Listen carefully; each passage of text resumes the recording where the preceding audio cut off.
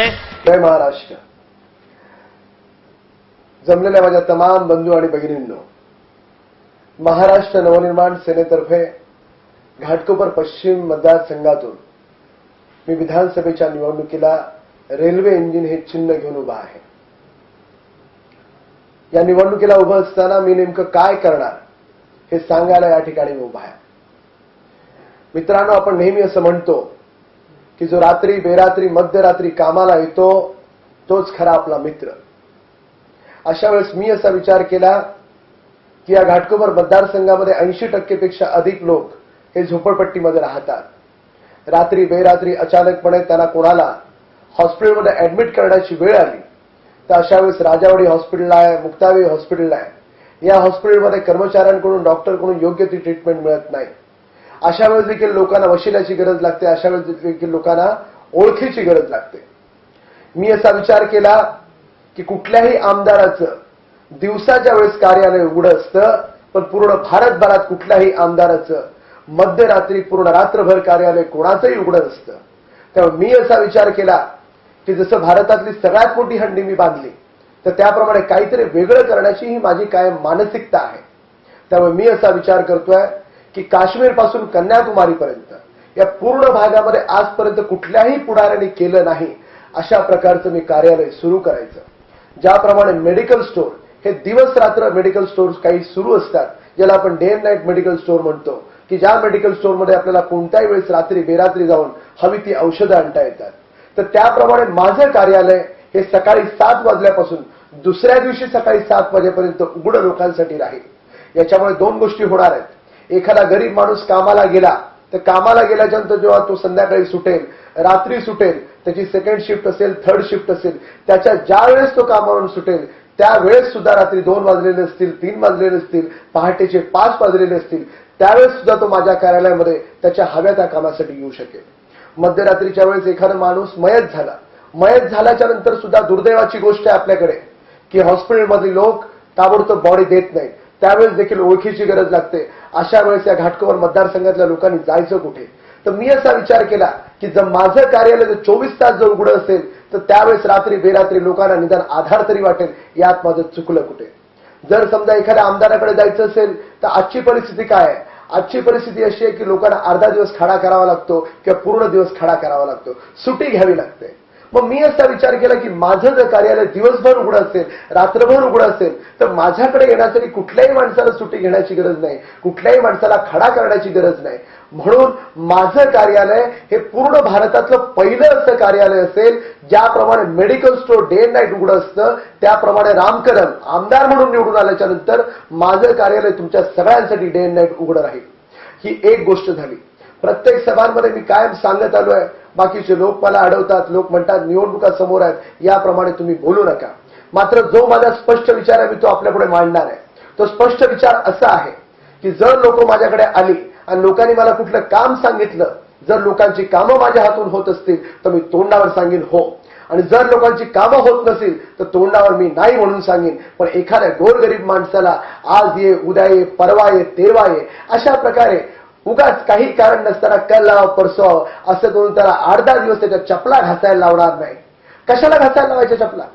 प्रत्येक माणसाला त्याचा वेळ महत्वाचा आहे. आजपर्यंतच्या पुढाऱ्यांनी काय केलं?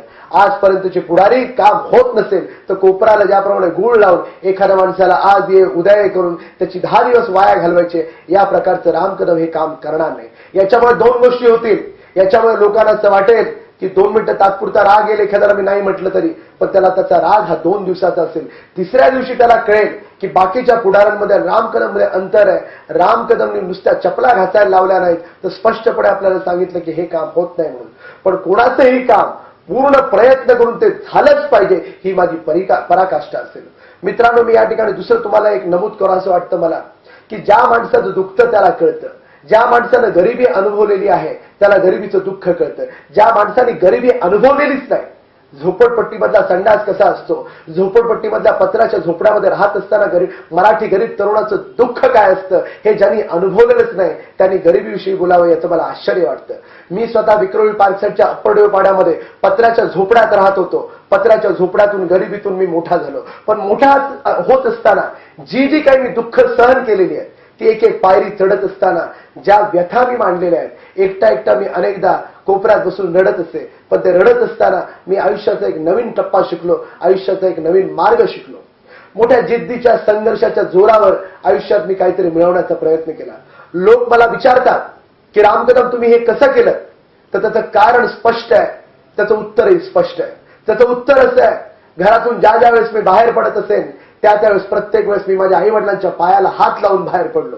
तेव्हा ऐकत असणाऱ्या तुम्हाला सर्वांना सांगतो, तुम्ही देखील जर उद्या घरातून बाहेर पडताना निश्चितपणे तुम्ही तुमच्या आई वडिलांच्या पायाला हात लावून बाहेर पडा आणि नंतर तुम्ही मला सांगा तुमचं कुठलंही काम आयुष्यात अडणार नाही. आई वडिलांचे आशीर्वाद जगातले सगळ्यात मोठे आशीर्वाद आहेत. फक्त आणि फक्त आई वडिलांच्या आशीर्वादाच्या जोरावर आणि माझ्या कुलदेवीच्या आशीर्वादाच्या जोरावर आज हा राम कदम तुमच्या पुढे उभा आहे. मी या भागात वाढलो, या भागात राहिलो, या भागातल्या गोरगरीब मित्रांबरोबर खेळलो, या भागात मी वावरलो. त्यामुळे जेव्हा आयुष्यात अशी वेळ आली की मी लोकांसाठी काहीतरी करावं, तर त्यावेळेस मला सगळ्यात पहिल्यांदा असं वाटलं मी ज्या भागात वाढलेलो आहे त्या घाटकोपरमधल्या लोकांसाठीच मी काहीतरी केलं पाहिजे. करण्यासारखं खूप आहे. या भागामध्ये पाण्याची समस्या आहे, पाण्याला प्रेशर नाही, लोक पाण्यासाठी त्राही करतात. इतक्या वर्षाच्या नंतर सुद्धा सांगायला वाईट वाटतं, या घाटकोपरमधली लोक आदिवासी लोकांपेक्षा वाईट पद्धतीने राहतात. लोकांकडे मध्यरात्री काही ठिकाणी पाणी येतं, लोकांकडे 90% लोकांकडे पाण्याला प्रेशर नाही, पण आजपर्यंत कधीही कोणाला वाटलं नाही की याच्यावर मार्ग शोधावा. एलबीएस रोडची पूर्ण वाट लागलेली आहे. एलबीएस रोडवर जिथे पायी जायला तुम्हाला 10 मिनिटं लागतात, तिथे बसमध्ये पाऊण तास प्रत्येक वेळेस जातो. सकाळचा पाऊण तास, संध्याकाळचा पाऊण तास, पुन्हा ट्रेनमधून कामाला जातानाच 1 तास, म्हणजे जवळ 3 ते 3.5 तास लोकांचे फक्त प्रवासात जातात. अहो काय बिघडलं कुठे? त्या एलबीएस रोडवर जी 2-4 दुकानं आहेत व्यापाऱ्यांची, ती जर तोडली आणि तो जर एलबीएस रोड मोठा केला तर इतक्या सगळ्या लोकांचं कल्याण होणार आहे. पण ती कुठल्या पुढाऱ्यांच्या आशीर्वादावर ती दुकानं वाचलेली आहेत याचा शोध घेण्याचा प्रयत्न आहे. ज्यावेळेस आमदार म्हणून निवडून येईन आणि आमदार म्हणून निवडून आल्याच्या नंतर सगळ्यात पहिल्यांदा माझं जर कुठलं काम असेल तर ती एलबीएस रोड ह्या रस्त्याचं रुंदीकरण झालंच पाहिजे. महापालिकेच्या अधिकाऱ्यांनी संबंधित अधिकाऱ्यांना विनंती करून सांगेन की या रस्त्याचं रुंदीकरण करा. त्यांनी केलं तर ठीक, आणि जर नाही केलं तर या राम कदमला मनसेच्या स्टाईलने त्या रस्त्याचं रुंदीकरण करावं लागेल. हे जाहीरपणे मी या ठिकाणी आज तुम्हाला सांगतो. मित्रांनो, एसआरएची स्कीम या पूर्ण भागामध्ये मागच्या 15 वर्षापासून पेंडिंग आहे. लोकांनी जे एसआरए स्कीममध्ये झोपडपट्टीतून बिल्डिंगमध्ये जाण्याचं स्वप्न मागच्या 15 वर्षापासून पाहिलेलं आहे, पण मागच्या 15 वर्षामध्ये आजपर्यंत ते स्वप्न पूर्ण झालेलं नाही. त्यामुळे एक प्रयत्न आहे की पत्र्याच्या झोपड्यामध्ये राहणारा, झोपडपट्टीमध्ये राहणारा सुद्धा माणूस इमारतीमध्ये राहू शकतो. पण काही बिल्डर लोकांनी मुद्दामून त्यांच्या स्वतःच्या फायद्याच्या पोटी हे प्रकल्प रखडवलेले आहेत. त्यामुळे ज्या दिवशी आमदार म्हणून निवडून येईन, या सगळ्या बिल्डर लोकांना एका रांगेत उभं करून मनसेच्या स्टाईलने त्यांना सांगेन की रखडलेले प्रोजेक्ट ताबडतोब पूर्ण करा. एका डॉक्टरला दुसऱ्या डॉक्टरच्या अडचणी कळतात, एका डॉक्टरला दुसऱ्या डॉक्टरच्या नस कळते की नेमकं कुठे दाबलं तर काय होईल, त्यांची अंडी पिळी सगळी माहिती असतात. निश्चितपणे तुम्हाला सांगतो की या झोपडपट्टीमध्ये राहणाऱ्या लोकांचं जे स्वप्न आहे, सगळ्यांचं जे स्वप्न आहे पक्क्या इमारतीमध्ये घर असलं पाहिजे, हे स्वप्न हा राम कदम पूर्ण केल्याशिवाय राहणार नाही. कशात काही नसताना फक्त 3 महिन्याच्या कालावधीत जर मी 800 पेक्षा अधिक लोकांना परमनंट नोकऱ्या लावू शकतो, तर विचार करा जर मला तुम्ही संधी दिलीत तर 5 वर्षात मी किती लोकांना नोकऱ्या लावेन.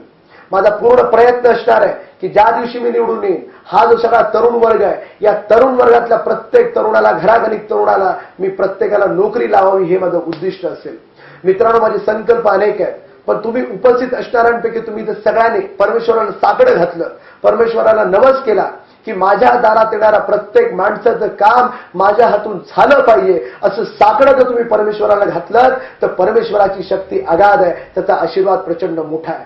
परमेश्वर निश्चितपणे मला शक्ती देईल परमेश्वर, आणि मला परमेश्वराने जर शक्ती दिली तर माझ्या हातून या गोरगरीब लोकांची कामं होतील. एवढंच तुम्ही साकडं घाला की माझ्या दारात रडत आलेला माणूस जाताना हसत गेला पाहिजे, एवढी शक्ती मला परमेश्वराने द्यावी. मी नेहमी म्हणतो की अंतःकरणापासून दिलेला शाप हा लागत असतो. जर अंतःकरणापासून दिलेला शाप लागत असेल तर अंतःकरणापासून दिलेला आशीर्वाद सुद्धा लागतो. आज मी तुमच्या सगळ्यांसमोर आशीर्वाद मागायला उभा आहे. अत्यंत प्रामाणिकपणे मी तुम्हाला सांगतो की मला खरोखर लोकांसाठी काहीतरी करण्याची तळमळ आहे, जिद्द आहे. म्हणून तुम्ही सगळ्यांनी, माझी निशाणी रेल्वे इंजिन आहे, रेल्वे इंजिनवर शिक्का मारून तुम्ही सगळ्यांनी या मराठी माणसाला निवडून द्या, एवढंच मी तुम्हाला जाहीर आवाहन करतो. जय हिंद, जय महाराष्ट्र.